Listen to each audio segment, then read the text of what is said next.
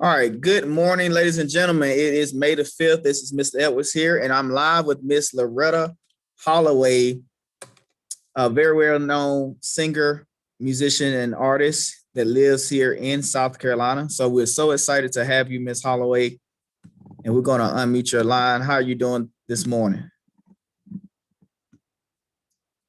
You're still muted. Let's see if we can get you unmuted. What about that? That's good. Yes, ma'am. How are you doing this morning? I'm walking in the forest. All right. All right. Scholars, if you will, please make sure your camera is off. Scholars, please make sure your camera is off. Thank you. All right.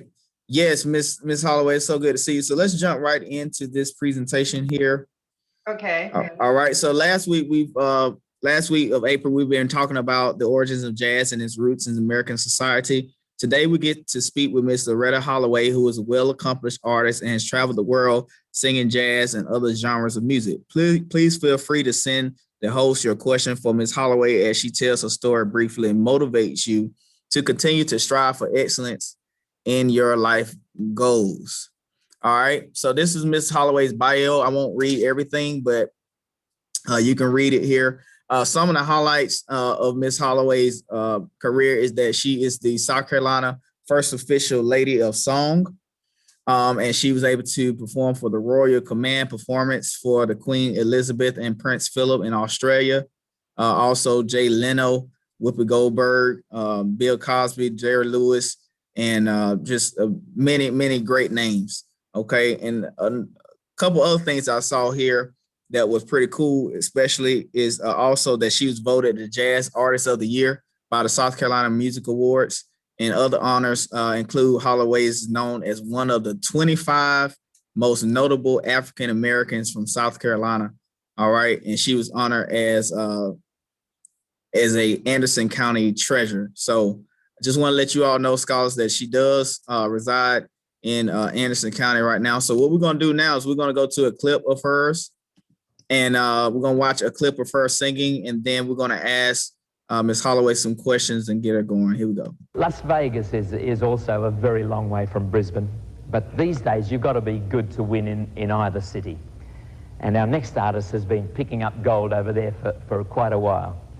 This is her first appearance in Australia, so please make her very welcome. The lovely Loretta Holloway.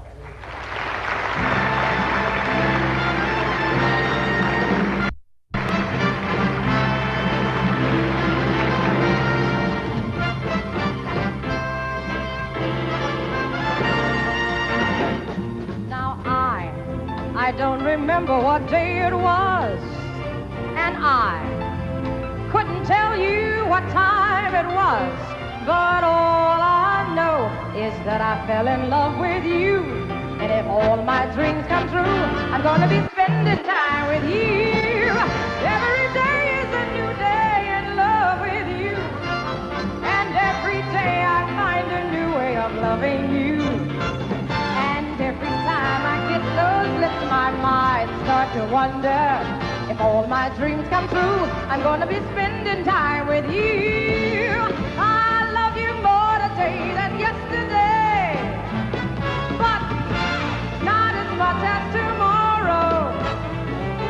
I need you more today than yesterday, but my darling, not as much as tomorrow.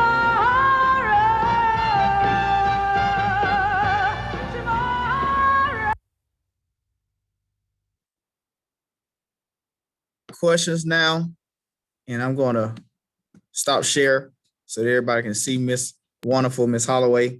So I have a question for you, Ms. Loretta, and that is, tell us about the time in Australia and what was it like, or tell us where you were at that particular time, and like some things like what year was this?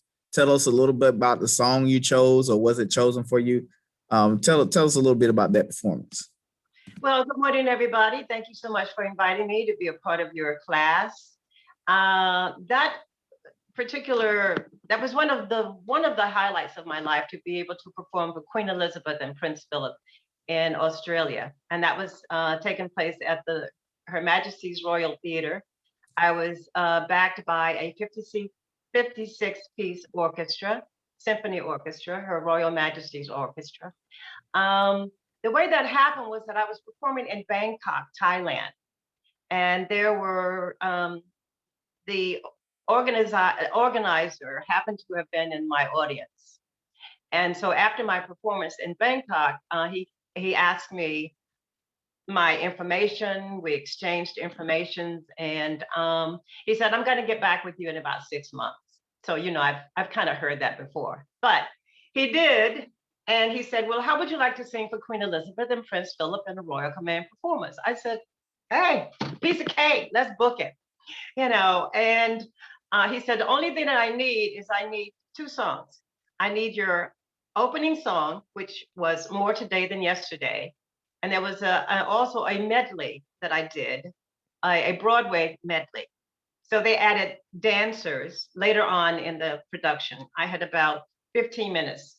And I was the only American on the bill. It was for their 1982. I know I'm dating myself, but that's okay. Hey, trust me, I love the 80s. Don't worry about that. People don't understand. Those are the best times. Yes, and the lyrics had so much more meaning than just oh. Anyway, let me not stop. And so they flew me over to Brisbane, Australia. I was able to meet the Queen, and as I said, I was the only American on the bill. So there is footage of me actually meeting Queen Elizabeth and Prince Philip. So, you know, you never know who is in your audience. That's what I always tell my drama students, that every stage that you're on is important. You take nothing for granted, and nothing is incidental, because you never know who is watching. People are always watching. They're listening. They're evaluating you. All right. And to see how you can handle yourself, how you can handle music, your interactions with people, even off stage. People are always watching you. And I'm always aware of that, of how I conduct myself. My early influence was a lady by the name of Nancy Wilson. And I always loved the way that she presented herself. She was always classy. She was, you could understand every lyric that she was saying. And she had a wonderful articulation. So that's what I really stress. And, but that was one of the highlights of my life, being in Brisbane. And I was brought back twice to Australia. And as I mentioned, it was the 1982 Commonwealth Games, which is equivalent to our Olympics. So I was actually the third to the last to close out the performance. So which was a pretty big deal. Well, it was a pretty big deal just being in the presence of a royalty in itself, coming all the way from the big city of Belton, South Carolina, you know. And that was the beginning of my career. So that was a pretty good start, I would say, you know, to have a Royal Command performance right off the bat. But I did start in little clubs. I graduated from Claflin University in Orangeburg, South Carolina. And once again, I was doing a talent show. I was auditioning for a talent show, and I had the pianist playing for me. And a gentleman walked by and he said, "Oh, Yoma, oh, that is beautiful." So a gentleman walked by, and his name was Skip Pearson. And he said, "You know, Loretta, your voice is not suited for R&B music." I was singing, you know, things like Gladys Knight things, you know, Neither One of Us, or something of that nature. Ooh, Midnight Train to Georgia. And he said, "Your voice is more suited for jazz." So he took me under his wings. He became my first musical mentor. He taught me the likes of Ella Fitzgerald and Billie Holiday, Lena Horne, and the importance of getting into a lyric. And I always tell my students, whenever you're learning a song, I need for you to write down all of the lyrics and to look up all of the definitions for every song. Because I can sing a song, the same song, I can sing it a different way every night. just by the attack on a certain word, get the word, the sun has a lot of meanings. You have the sun in the sky, and then you have a sun who is a person. So words take on different meanings, and it's important that you understand what you're singing. You understand what you're singing. Therefore, you look up every word and get a definition of the songs and the lyrics that you were singing. Well, thank you so much for that. I definitely appreciate that. We have been studying some of the musicians this semester. Even Ms. Hunkler has educated.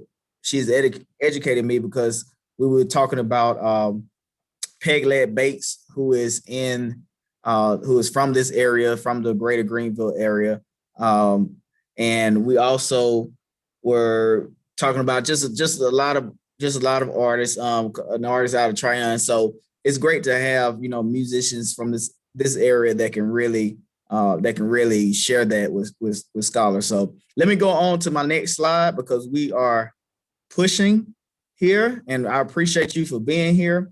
So you really went into some things there about the beginning of your career, and that was awesome about where you started from and how all of that developed, and also what all had to take place in order to do that.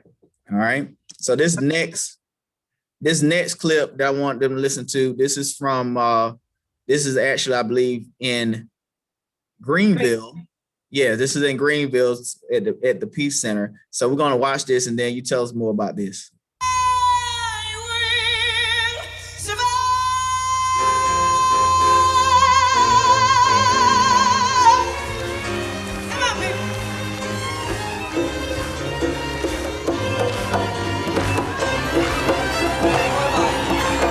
It took all the strength I had not to fall apart. Kept trying hard to mend the pieces of my broken heart.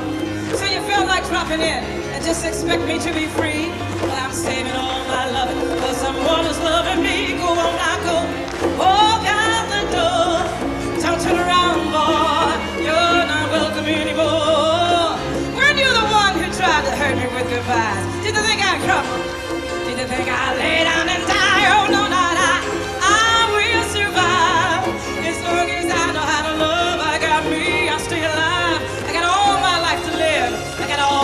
To give and I'll survive. I will survive. I will survive.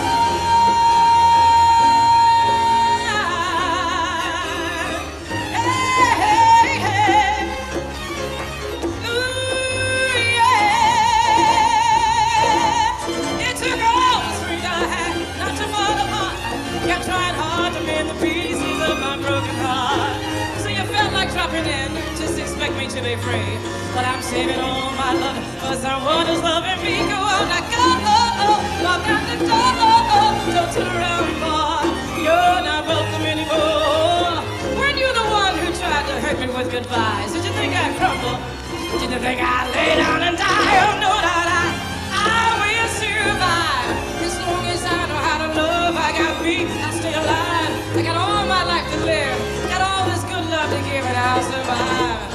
I will survive. I will survive.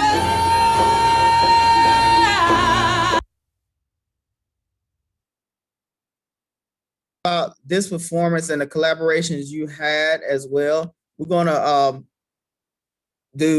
let's try to do 2 minutes for this because we do have some scholar questions that we want to get to real quick before we have to let the scholars go. All right. You want me to speak now? Yeah. So tell us about the performance. What made the Peace Center performance unique? What was unique about that performance? Well, I had been entertaining in Las Vegas. I was living in Las Vegas at the time, but at the Peace Center for the Performance Arts, that was my homecoming. That was my homecoming back to South Carolina. So I was joined by the Greenville Youth Symphony. So those are the people who were backing me. And I wanted to give the Youth Symphony an occasion to appear on a professional stage and to back a professional singer. So I gave them that opportunity. They were absolutely beautiful. And now I had my musical director with me, so he was directing. He wrote a lot of the string parts. And I did about a 2.5-hour show, but we edited it down. I did 4 costume changes. We edited it down to about 1 hour and 47 minutes. So I did a lot of Duke Ellington songs. I did, I love songs with verses to them, like At Last has a verse to it. Now, you don't really hear verses that much anymore these days, but a verse is a prelude that sets up the song, and it's basically an element of surprise. And so this was a very special night for me. As I mentioned, it was a homecoming. My parents were in the audience. That was the first time they ever saw me on a professional stage, and together. My entire family was there. I introduced my niece, who was 7 at the time, and she sang, I Believe I Can Fly. And it was quite adorable because she sang a half a song and got a standing ovation. And I said, I've been out here for 1.5 hours. I've been singing my heart out. And she comes out, she sings a half a little song and gets a standing ovation. What's wrong with this picture? So it was an incredible evening. I will never forget it. And hopefully I will be going back to the Peace Center. I just got a call from a gentleman who is putting together a play. He's putting together a play. He's with Motown, and actually he was the A&R person for Motown. He saw these videos. He was impressed with my presentation, my interpretation of songs, my command of the stage. Now, all of this I was not taught this. It was self-taught. You can learn from every experience. You can learn from everyone, good, bad, or indifferent. They can teach you what to do on stage and what not to do on stage, what to say and what not to say. So my objective when I hit that stage is that I am in command of that stage. However, my attention is that I want to embrace the audience. I want to bring them near. Yes, most definitely. Yes, so I appreciate that for you saying that. We're going to play this back for the scholars. So we have 2 minutes. I want you to answer this either in 1 sentence or in 1 question. We have questions for the scholars. So the first question is, what inspired you to sing jazz and Broadway music? I love the lyrics. I love the meaning. I'm what you call a singing actress. Good. So all right. Next question. Good. I like that. How long do you typically sing in a day when getting ready for a show per day? I'm always singing around the house. How many hours? So a scholar wanted to know how many hours a day, I guess. So it depends on if I'm preparing for a show. I'll have a rehearsal with the band, orchestra, or whatever. But normally I would go into my room, play a tape or a record that I'm, a song that I'm doing. Maybe about 1 hour a day. All right, good. All right. So next question. What is your favorite go-to song in your performance? I love doing I Will Survive. All right, good. I had to ask that one. I had to ask it. Now I have to ask this question before I let the singers go. Who is your favorite singer of all time? Oh, wow. I would say Nancy Wilson. Thank you. Thank you so much. I appreciate it. We have to stop there. I have to let them go, and we're going to continue this conversation. We do have a master class later on today. I appreciate your time. You can stay on as long as you like. I have to let the scholars go. I have to stop the recording. Thank you so much. Y'all thank Ms Holloway for joining us. The ones that are in here say thank you. Thank you, and good luck on your I don't believe in luck. Good blessings on your talent show. Yes, thank you so much.